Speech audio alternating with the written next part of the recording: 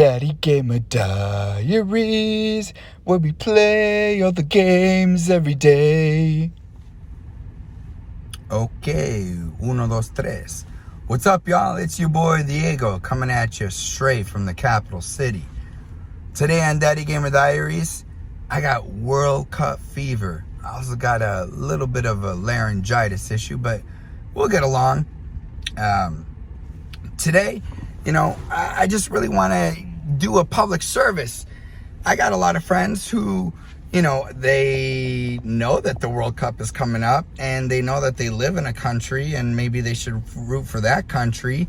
But other than that, they don't really know, who the heck they should like or if they should even pay attention. So most of my friends are, however, fans of Nintendo video game franchises. So I'm here to tell you which country in the World Cup is most like the video game franchise by Nintendo of your choice. All right, we're going to start with our defending champions here, France. They are clearly the Legend of Zelda series, okay? 5 years ago, Legend of Zelda Breath of the Wild comes out to universal acclaim.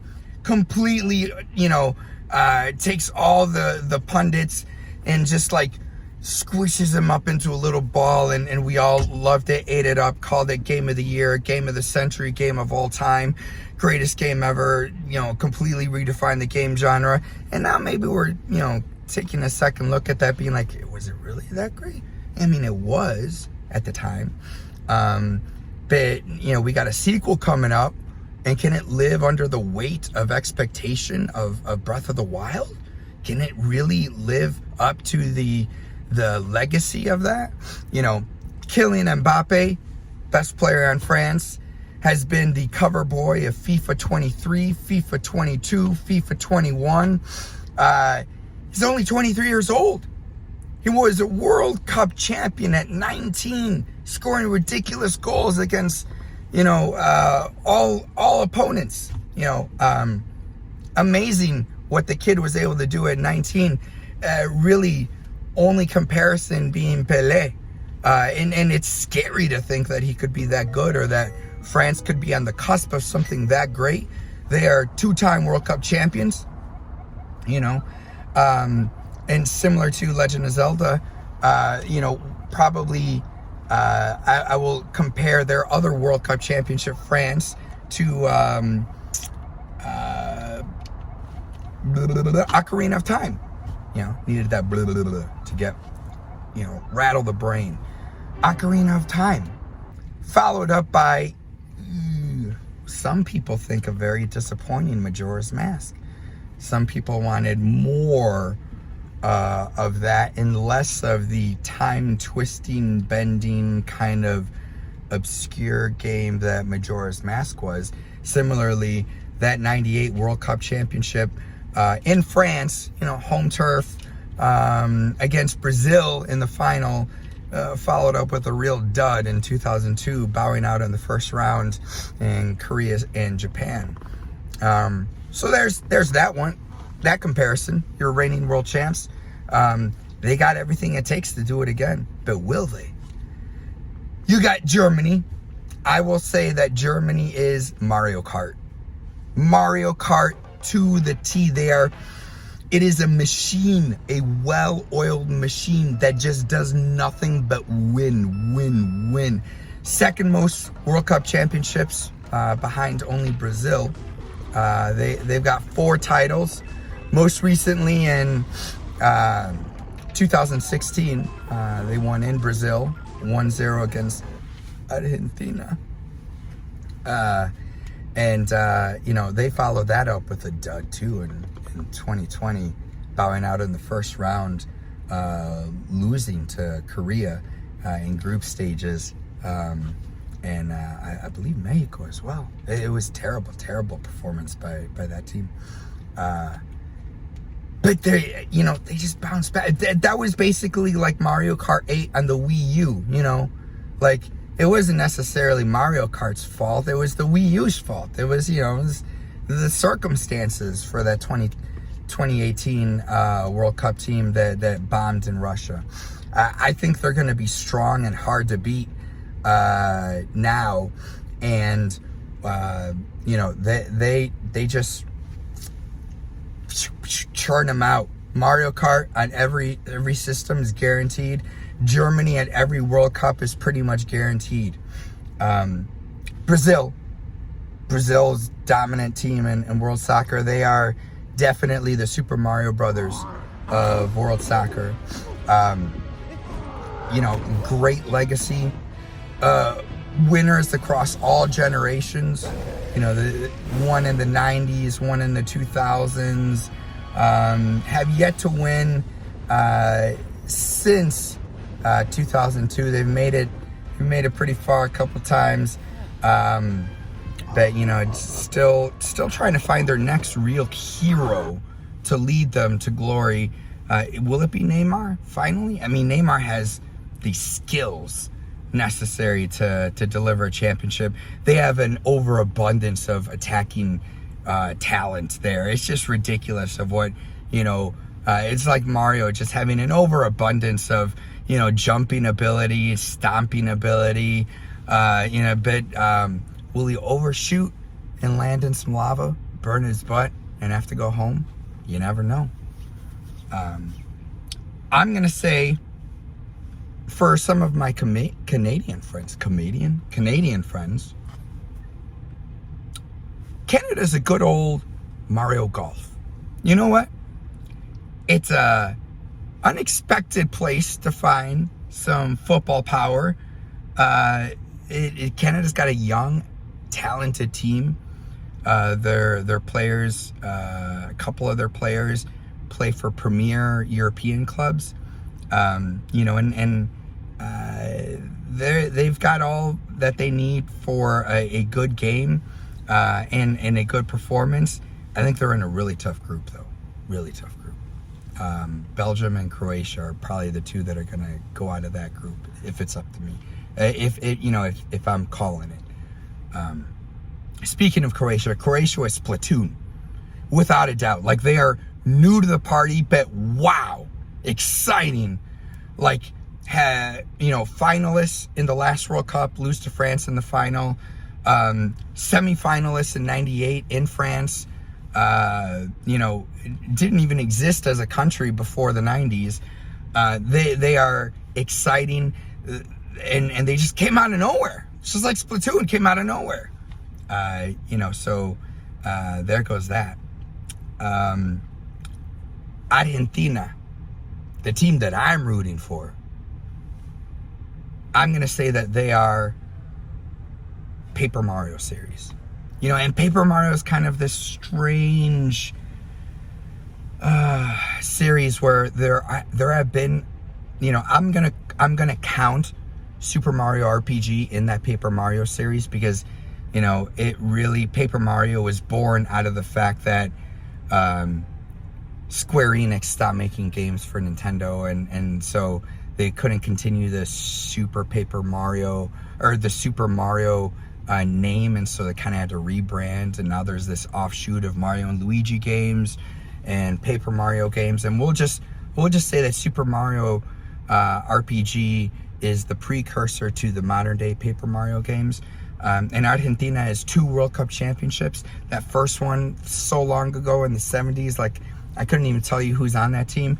And then the golden era, that golden era that some folks will say is the greatest JRPG ever made. Paper Mario, 1,000 year or whatever, the one on the GameCube. And now they have all of the ingredients necessary. It just seems like they're falling short just somehow, Paper Mario and the Origami King.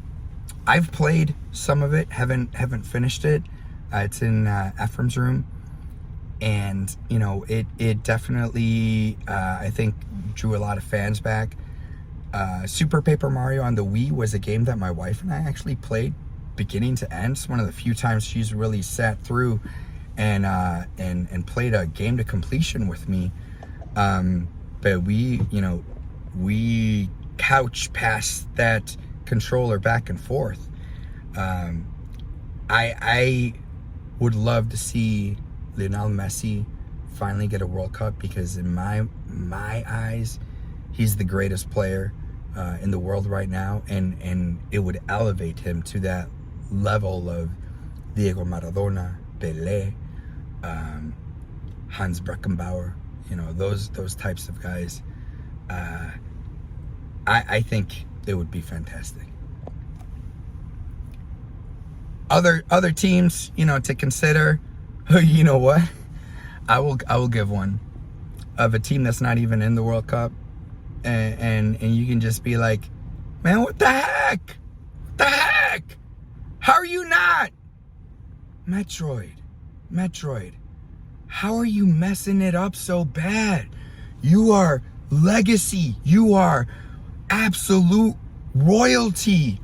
You are Italy. What are you doing not qualifying for the World Cup? What are you doing sending out crap? Like, whatever you did on the DS, federations, punters, whatever that was. How are you dropping the ball? Great games, but on the wrong system. Samus Returns, great game. That game should have been the game on Switch. Metroid Dread, I think, a very good game. But ultimately, I just don't think that it rose to the hopes and dreams of a nation. And Italy, champs in 2006 in Germany, beating Germany 2-0 in extra time, and then going on to beat France in a epic final, the Zinedine Zidane headbutt final, and then after that, very disappointing 2010 World Cup.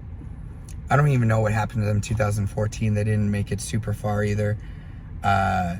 In 2018 and 2022, not even qualifying for the World Cup. But in 2020, they win the European Championship. So it's like, Samus Returns. But nobody cares about the Euros. We only care about the World Cup. Nobody cared about that. Metro Droid, good, but not good enough. What can I say? Very, very disappointing stuff. I really debated hard over these last ones here, right? Do I say anything about Mexico, United States, England? England's a World Cup champion, but it happened so long ago, I don't even remember. I wouldn't even be able to tell you. England is Super Smash Brothers, okay? No doubt about it. They have an abundance of talent. It's absurd. They are home to the greatest domestic league in football in the world. From top to bottom, completely competitive, is not dominated ever by any one team for decades at a time, or two teams for decades at a time. You've got Arsenal at the top of the table now that, in the 90s was a fantastic, dominant team. They went an entire season once without losing a game in the Premiership. And recently it's been dominated by the likes of Manchester City. Liverpool even won. Jurgen Klopp bringing that team back to greatness. Manchester United and Chelsea. Chelsea's a great team that were also European champions. But at the end of the day, so much talent, so much amazing, talent on England that they don't know who to pick. So many people want to be in Smash Bros. That Sakurai doesn't know who to pick. And the amount of debate and anguish over who gets left out of the squad of 23 players to go to the World Cup is like the anguish of people who are like, Why no Dante? Smash Brothers is England. It's absurd that they're not winning, the World Cup. It's absurd that they're not dominating, more than they are. And the last one I think I'll say now is Spain. Beautiful little Spain. They're Animal Crossing. They won the World Championship in 2010. Every single one of their games in the knockout stage, they won 1-0. All they needed was one goal. And then they just chilled. They made sure that they cleaned house. They tended to their garden. They played a beautiful game. Tika-taka, tika-taka, tika-taka, tika-taka, pass the ball, pass the ball, pass. Oh, we have to score? I guess we can do that. Okay. Andres Iniesta scores a beautiful goal against Netherlands. Really, Iker Casillas was the man of the match in that game because Iron Robin was on a mission, and poor guy. That brings me to the Netherlands. Netherlands, greatest team, greatest football country to never actually win the World Cup. They've been to the finals 3 times, lost 3 times. And poor Netherlands, they've... what do you say that they are? Gosh. They're earthbound. They're a cult classic.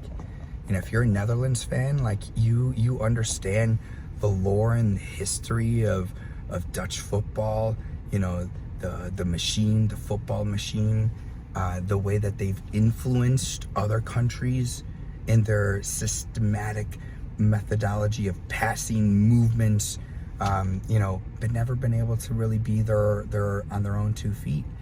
And last thing I'll say, because you can't leave out one of the biggest superstars, right? You can't leave out Cristiano Ronaldo and his boys over at Portugal, but they're Star Fox. They're a one-man pony without much else there. They got Fox McCloud, they got Cristiano Ronaldo, and he's slick looking, and but for me, he's never gonna be Messi.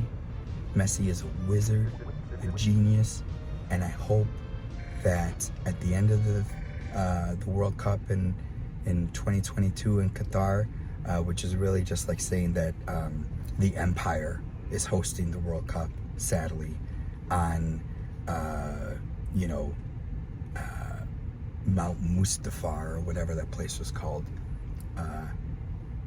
That it's Lionel Messi and Paper Mario returning to glory in pure beauty, composition, and delivery of the excellent JRPG experience Mario fans deserve to have. Do it, Nintendo. Do it, Argentina.